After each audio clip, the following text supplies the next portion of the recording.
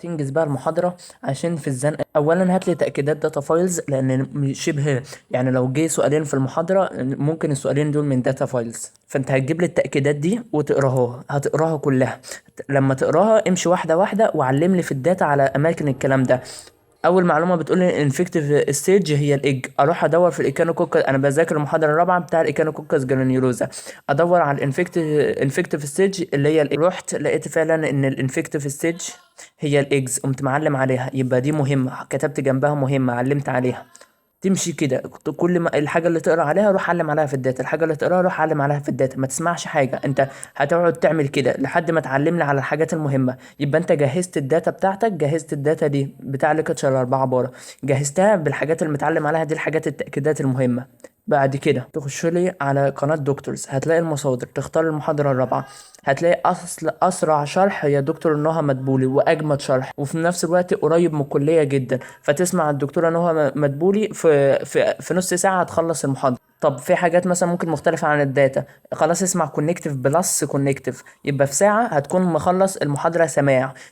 تسمع الدكتورة نهى مدبولي وتسمع كونكتيف في أقل من ساعة تكون مخلص المحاضرة شرح. وفي نفس الوقت وانت بتسمعهم انت عارف ايه المهم، ايه اللي انت هتحفظه. وانت بتسمعهم انت الداتا مفتوحة قدامك ومتعلم فيها على المهم، فالمهم ده انت اللي هتبدأ تركز فيه. اول ما يجوا يتكلموا ويشرحوا المهم ابدأ ركز قوي، ابدأ ركز، وده الجزء اللي هتحفظه لان ده المهم اللي كان متعلم عليه من تأكيدات تطف. تمام، انا علمت عن المهم، علمت عن المهم زي ما انت شايف قدامك اهو، والباقي شبه مش مهم اصلا. وسمعت لا اما المراجعه لا اما دكتور نهى مدبولي، ده بالنسبه للبارة. لا اما المراجعه، والمراجعه ثابته في اي ماده، المراجعه تنجز معاك، مراجعه كونكتيف او مراجعه نجاح، انجز نفسك بالمراجعه وان شاء الله هتفهم منها. والدكتوره نهى مدبولي في البارة سريعه برضو وشرح جامد. بعد كده اقرا بقى الحاجات اللي انت معلم عليها، اقعد قرر وزيد فيها شويه. بعد كده طبعا اهم حاجه بعد ما سمعت الشرح بقى خلاص حل، روح حل بقى، حل في الصميم. انا عاوزك زي ما انت ركزت على التاكيدات ركز لي على الاسئله المهمه اللي هي اسئله السنين السابقه، كتاب الاسم، بنوك البارة. يبقى سنين سابقه، بنوك بارة، كتاب الاسم. الثلاث مصادر دول هم فعلا الامتحان، هم فعلا الاسئله بتيجي منهم، هم فعلا كل سنه بتتكرر الاسئله بتاعتهم. طب تلاقيهم عند مين؟ تلاقيهم عندنا طبعا تيم الانقاذ. انا كنت لسه شغال على المحاضره دي، مجمع لك كل الاسئله المهمه بتاع بنوك البارة وكتاب الاسم، اسئله الدكاتره، سنين سابقه سواء ميد تجريبي فاينل. جمعت لك كل الاسئله على المحاضره دي وهنزل لك الملف، فانت تحل الملف بتاعنا بعد ما تخلص. عاوز بقى تروح تحل من ميديكس والمصادر التانية براحتك، بس انا بفضل تحل في الصميم. زي ما انت ركزت على التأكيدات تركز على الحاجات اللي في الصميم اللي فعلا ده كله في شينك، ده كله هيتنسي. طب ازاي ما تنسيش؟ انك اخر النهار انت ذاكرت 4 محاضرات، هات قبل ما تنام، وانت قبل ما تنام كده بتبص في التليفون بدل ما تبص على الفيسبوك، لا روح بص على ال4 محاضرات دول بعينك، واول ما تصحى الصبح بص عليهم تاني. يبقى هتبص عليهم بصة بالليل وبصة الصبح، بصة بالليل وبصة الصبح. يا عم على السرير عشان ما تنساش، وانت على السرير انت جهز الداتا، بتبقى خليها اول حاجة في الفون قصادك، ثبتها بره المهم اول. يبقى قبل ما تنام ال4 محاضرات، اول ما تصحى ال4 محاضرات اللي تذاكروا. بعد كده امتى تاني؟ خلاص اركنهم بقى، هتذاكرهم تاني ليلة الامتحان، ليلة الامتحان، في ليلة الامتحان والامتحان الصبح، ويوم الامتحان الصبح. في ليلة الامتحان اللي هو مثلا لو الامتحان مثلا يوم السبت، انت هتراجعهم ليلة الامتحان اللي هو الجمعة، وتراجعهم السبت تاني الصبح، لان الامتحان هيكون حوالي الساعة 12. طب هتقول لي انا في محاضرات ما عملتش كده معاها يا يوسف، اعمل ايه؟ اقول لك انت من دلوقتي حاول تراجعها. انت ذاكرت لي مثلا لحد دلوقتي من ساعه ما خلصنا العملي 6 محاضرات، ذاكرت لي 6 محاضرات او 10 محاضرات.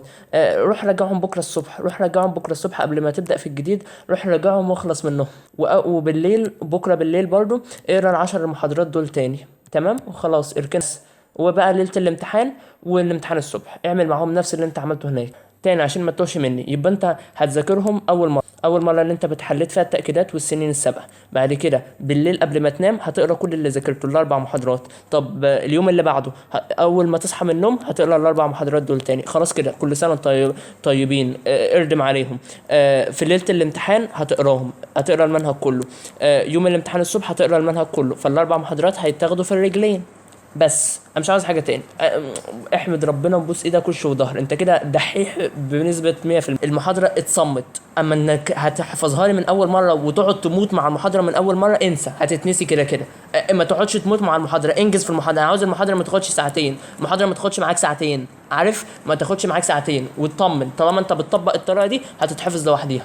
طب انا هنسى اعمل كده مع كل محاضره، علق لي الجدول بتاع المحاضرات بتاع زتونه مثلا اللي هم مجمعين فيه محاضرات المديول، قصاد كل محاضره بيبقى فيه مربعات.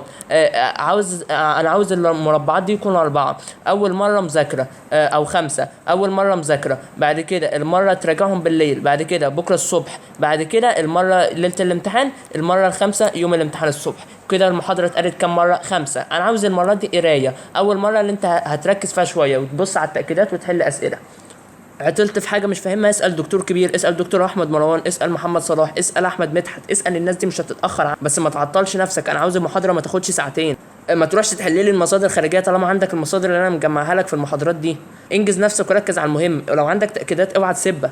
المصادر على دكتورز فما تحتارش كتير. ذاكر لي، ابعد لي التليفون عنك وذاكر لي على التاب او اللابتوب بس، وابعده عنك ارميه في داهيه. ولو قدرت تسمع التأكيدات زي ما قلت لك، تسمع المراجعات مهمة.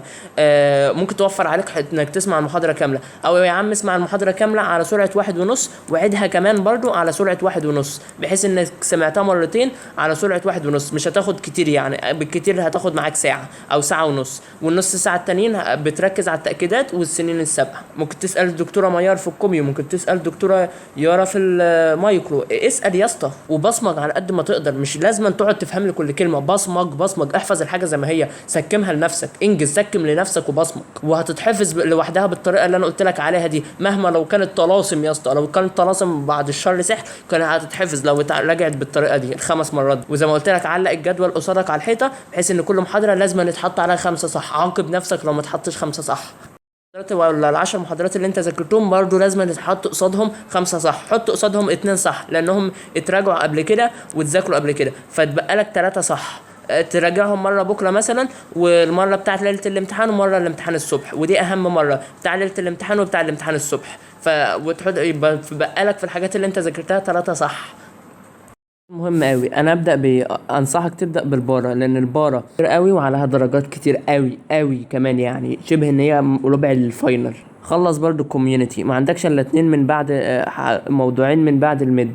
خلص لي برضو المايكرو عاوزه يوم واحد قعدة يوم واحد، ما عدا السي بي ال. يعني ال4 محاضرات دول يتاخدوا في يوم واحد بالملفات اللي انا هنزلها لك ان شاء الله، او شرح ناجح. اصلا الفارما سهله مع دكتور احمد مروان، منزل لها مراجعات وشرحه جامد فيها، فلازم تسمع دكتور احمد مروان. فشبه ان 3/4 المنهج اصلا خلص. لو 3 ايام جد هتخلص الكلام ده، هتخلص 3/4 المنهج، او 4 ايام عشان ما اكونش كداب. تعمل ايه؟ هتحسب المحاضرات اللي باقيه لك. معظم الناس فاضل لها في رينج 28 محاضره وفاضل 7 ايام، فبالتالي محتاج تخلص 4 محاضرات كل يوم. ويا سلام لو عندك اقل من كده، عشان يفضلك اخر يوم مثلا في محاضرتين بس، وبقية اليوم تقعد تراجع بقى. تبتدي مذاكرة امتى؟ من الفجر طبعا، البركة كلها. تخلص ايه في الصبح من الفجر لحد الظهر كده محاضرتين، وتاخد قيلولة، وتصحى تراجع المحاضرتين اللي انت ذاكرتهم، وتبدأ من الظهر للعصر في محاضرة جديدة، ومن العصر للمغرب في محاضرة كمان. كده انت خلصت 4 محاضرات في اليوم، مع انك تراجع لي 2 من بتوع الميد. انت معاك 7 ايام تقدر تخلص 14 محاضرة من بتوع الميد. هما اصلا 12 تقريبا اصلا، لان معظم الاتون اتلغى. تخلص لي 2 بتوع الميد من المغرب مثلا لحد العشاء. طول وانت بتسمع الشرح، بعد ما انت وصلت نص الفيديو، هات نص الفيديو من الاول، لانك في حاجات وقعت منك، سقطت منك في النص. يعني انا وصلت للدقيقه 30 في الفيديو ساعه، وصلت للدقيقه 30، هات الفيديو من الاول، على السريع على سرعه 1.5 على السريع. اسمع دلوقتي على سرعات 1.5، انجز نفسك. بعد ما وصلت لنص ساعه هات الفيديو من الاول، وبعد كده اوصل لنص ساعه خلصت، هات النص التاني من الاول. طبعا على ملفات فريق الانقاذ لانها مهمه جدا، لان احنا بنحط لك اجمد حاجه. عملنا لك بنك للمد جمعنا لك فيه كتب الاسم، 350 سؤال على المد سنين سابقه مهمين جدا متوقع منهم. عندك برضو امتحان المد 43 فتره اولى وثانيه. عندك تاكيدات داتا فايلز، يعني كل الحاجات اللي بيجي منها الامتحان حطيناها لك في ملف واحد يا معلم. فانت كل يوم تقرا لك، تاخد لك 5-6 صفحات منه مع المحاضرتين اللي هتراجعهم. كل محاضرة بننزلها لك بننزل لك التأكيدات بتاعتها، لو ما كانش فيه تأكيدات على داتا فايلز بنعمل لك، لو في أسئلة الدكاترة بنحطها لك، أسئلة الدكاترة ودي مهمة جدا على المحاضرة، قلت لك أسئلة سنين سابقة، أسئلة كتاب الاسم، الأسئلة اللي فعلا بيجي منها الامتحان. وزي ما قلت لك الفيديو مثلا 38 دقيقة، انت وصلت عند الدقيقة 17 ارجع وهات الفيديو من الأول عشان في حاجات سقطت منك هنا، فهاته من الأول. وصلت لآخر الفيديو، هات الجزء ده تاني، عيد من أول تاني على سرعات كام 1.5. المصادر على دكتورز زي ما انت شايف اهو، بسم الله ما شاء الله، في كذا يحطوا لك كذا مصدر شرح، بيحطوا لك الفايل بتاع زتونة وبتاع نجاح، بيحطوا لك اسئله، يعني حاجه جامده جدا، يعني كل حاجه موجوده على دكتورز. من بالليل حدد انت شوف هتعمل ايه وهتذاكر ايه، انهي 4 محاضرات وانت عندك المصادر. نختم بحاجه جميله، بسم الله الرحمن الرحيم، فمن اتبع هدايا فلا يضل ولا يشقى ومن اعرض عن ذكري فان له معيشه ضنكا. صدق الله العظيم. فعلا السعادة في اتباع الهدى، السعادة انك تكون مع ربنا، لان فعلا احنا كطلاب طب تعبانين نفسيا لان احنا بعيد عن ربنا، حياتنا كلها مشغولة في المذاكرة. المفروض نحسن النية ولكن ما نقصرش في العبادة برضو، لان فعلا البعد عن ربنا والله تعاسة.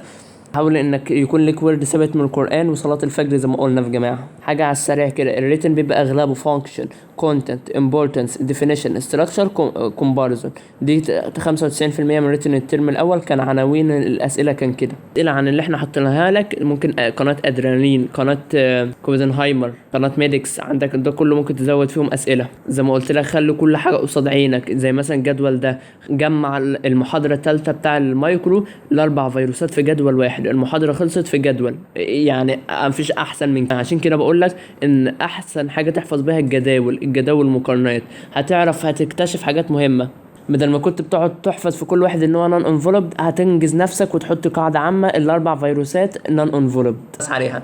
وانت بتختار المصادر هتلاقي في كذا شخص قدامك، اول ما تشوف دكتور احمد مروان اختاره، سواء في الفارما او البارا جمدان، مستر دكتور محمد صلاح في الباسو او البايو جمدان برضو، جبه في الاناتومي او الامبريو ما تفكرش، الثلاثه دول ما تفكرش فيهم، احمد مروان فارما بارا، محمد صلاح باسو بايو، دكتور محمد جبه اناتومي امبريو، دكتور ميار في الكوميو، دكتور يارا الشرح قديم قوي فما رشحهاش في المايكرو، ارشح نجاح ممتازين في المايكرو.